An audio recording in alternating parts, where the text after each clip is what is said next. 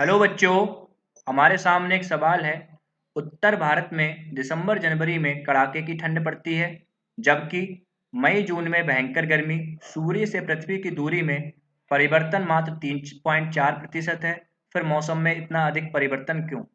तो आइए हम इस सवाल की मुख्य अवधारणा को समझते हैं। तो मुख्य अवधारणा में हम समझते हैं कि ये सूर्य है और पृथ्वी सूर्य के चारों ओर दीर्घवृत्ताकार कक्षा में गति करती है। हमने माना ये पृथ्वी है, तो कभी उसकी दूरी जो होती है वो सूर्य से अधिक होती है। महीने वर्ष के कुछ महीनों में दूरी अधिक होती है और वर्ष के कुछ महीनों में दूरी जो होती है उसकी न्यूनतम होती है। चलिए अब हम सवाल के बारे में देखते हैं कि दिसंबर जनवरी में हमारी जो मौसम होता है वो बहुत ठंडा होता है, जबकि मई जून में भयंकर गर्मी होती है। तो ऐसा क्यों होता है? तो हमने माना ये पृथ्वी है। इस पृथ्वी के बीच में एक रेखा होती है जिसको हम बोलते हैं विषुवत रेखा। विषुवत रेखा होती है। विषुवत रेखा से 23.5 डिग्री ऊपर एक रेखा होती है, इसका नाम होता है कर्क रेखा। और विषुवत रेखा के 23.5 डिग्री नीचे एक रेखा होती है, इसका नाम होता है मकर रेखा।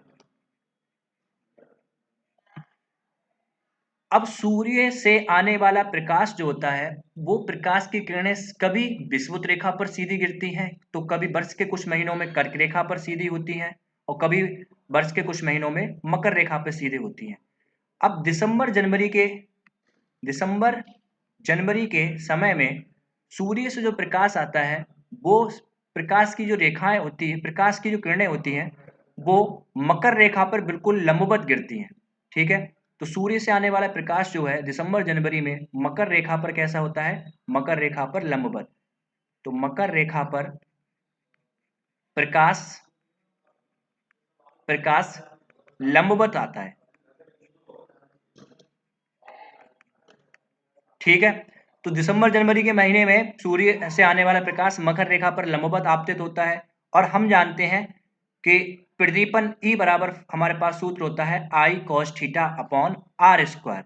आई यहाँ पे किसी स्रोत का ज्योति फ्लक्स है, आर स्रोत और सतह के बीच की दूरी है, कॉस थीटा क्या है? कॉस थीटा प्रकाश और सतह पर जो लंब खींचेंगे, प्रकाश की दिशा और सतह पर खींचे गए लंब के बीच बना कोण होता है।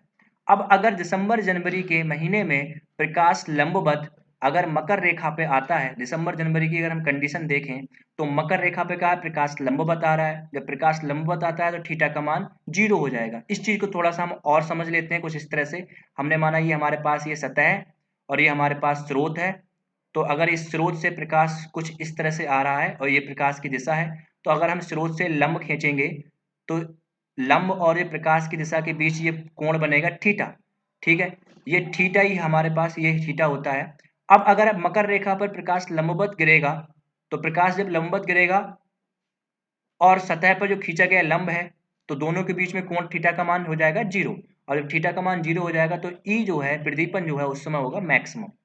तो जब थीटा 0 है तब प्रदीपन कैसा होगा? मैक्सिमम होगा। तो जब दिसंबर जनवरी का महीना होता है तो उस समय प्रकाश की जो किरणें आती हैं वो मकर रेखा पे लंबवत आपतित होती हैं।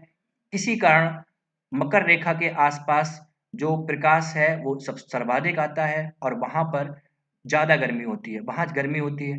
जबकि विषुवत रेखा और कर्क रेखा की बात करें तो यहाँ प्रकाश की किरणें लंबवत नहीं आती बल्कि तिरछी आती हैं, और जब तिरछी आएंगी तो थीटा का मान होगा कुछ ना कुछ।